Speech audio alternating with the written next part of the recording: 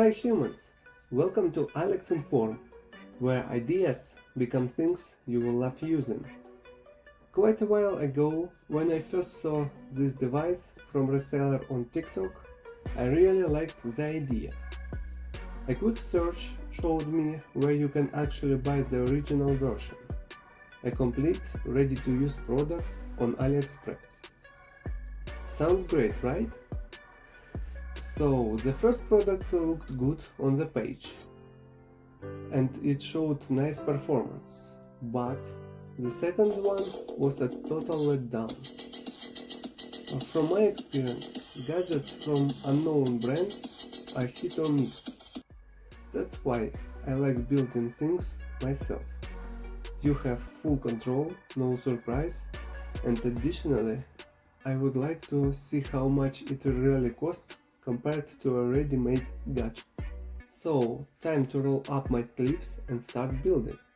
First things first, I was looking for parts to this project. The foundation of this project is Ferrofluid. Ferrofluid is a liquid that contains tiny magnetic particles which are immersed in a carried fluid, like oil.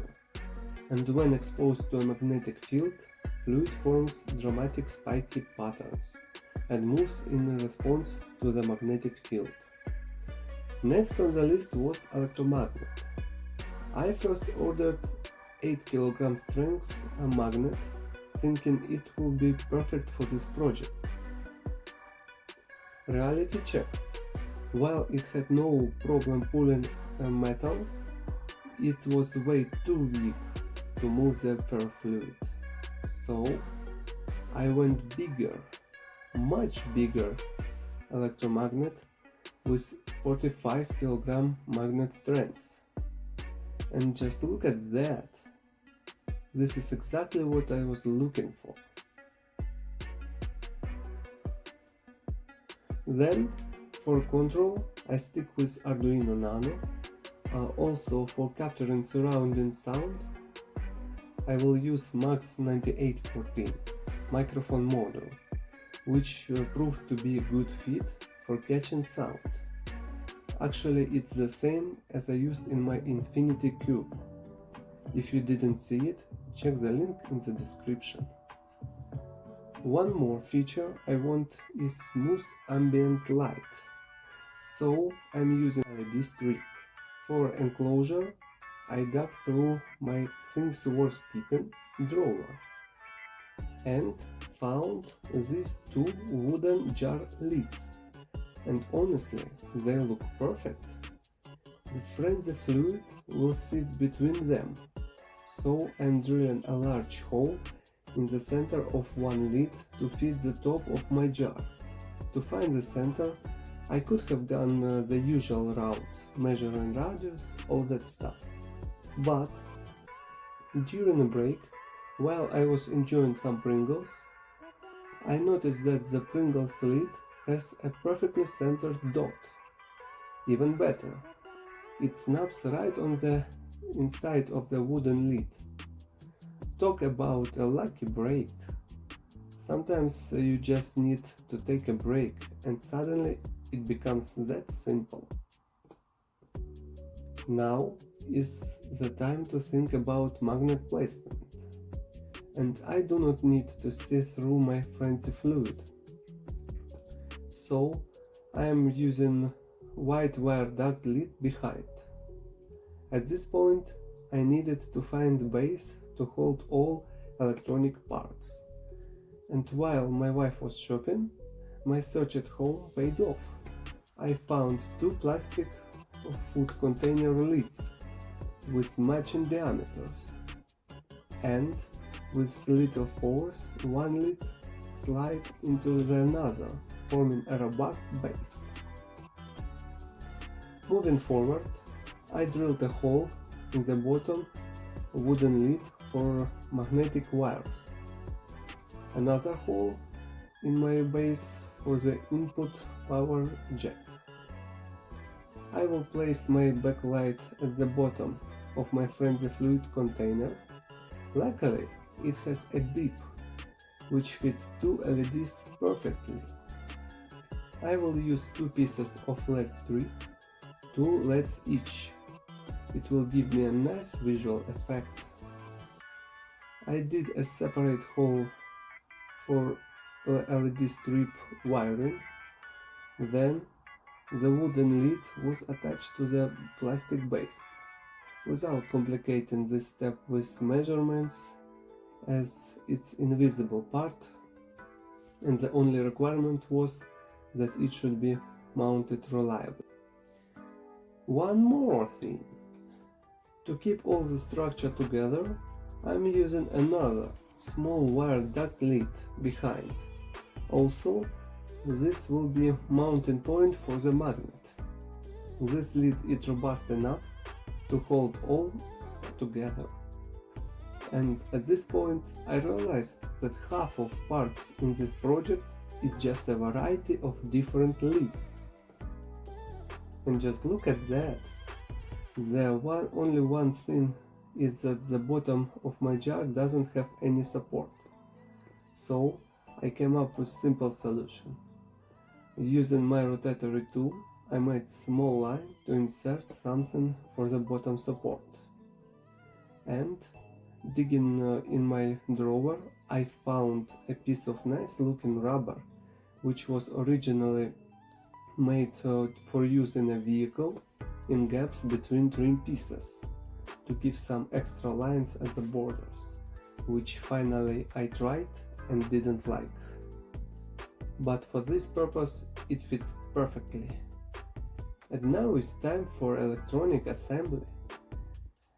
As the input power will be 12 volts, I need to step down the voltage for the Arduino, Max 9814 and LED strip. I found two options. One is big and powerful, but I do not have enough space to install it. And actually it will be redundancy of power. For such consumption, I decided to go with the second option, a PCB from a car charger that provides around 1 amp at 5 volts, which will be optimal for this project. Adding a terminal block for easier power distribution to make all terminations easier.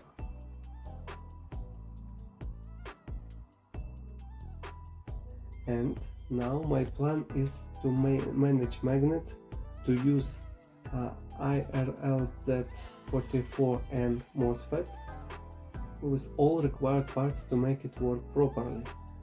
A flyback diode, a cross magnet, a 230 ohm gate resistor, 10 kilo ohms gate pull down resistor, and 1 microfarad ceramic gate pull down capacitor, code 105.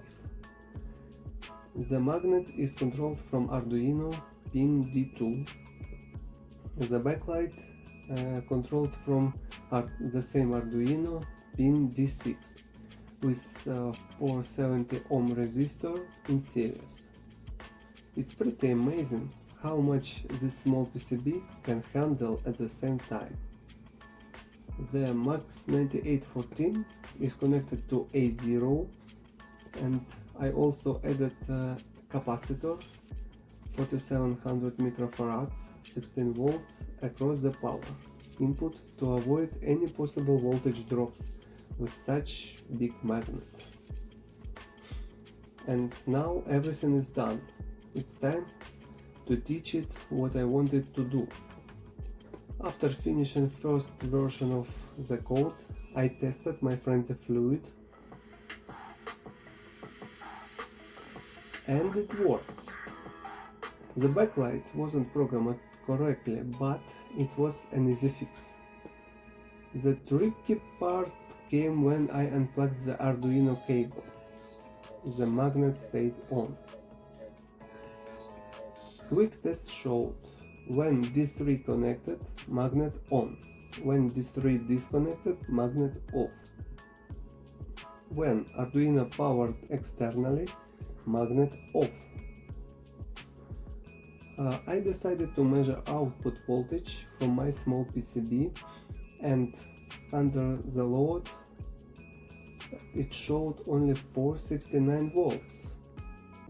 This cheap mobile charger gives only 469 volts. What a useless piece of electronic. I tried the same setup with my second adjustable converter. At the beginning, it was acting crazy with the same 469 volts output. But when I went up to 529 volts output, which is safe for all electronics, the magnet almost didn't catch any random sparks. So I will leave it there.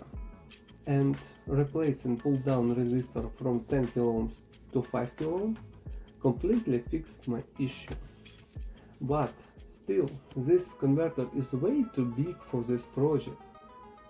So I ordered the adjustable small converter LM2596S. So started to replace converter, but before trying it, need to adjust voltage.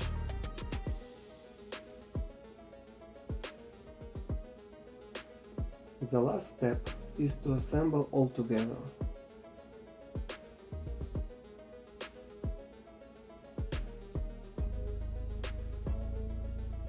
Now let's see how the Ferrofluid dance to the beat.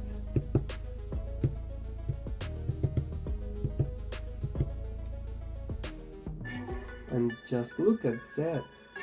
It's like watching a Venom having a frenzy dance.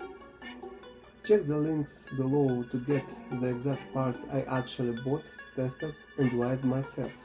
No sponsors, no free parts, just my wallet and AliExpress experience. Let's break down how much this project actually cost me. I'm not counting the various leads, since those were basically disposable.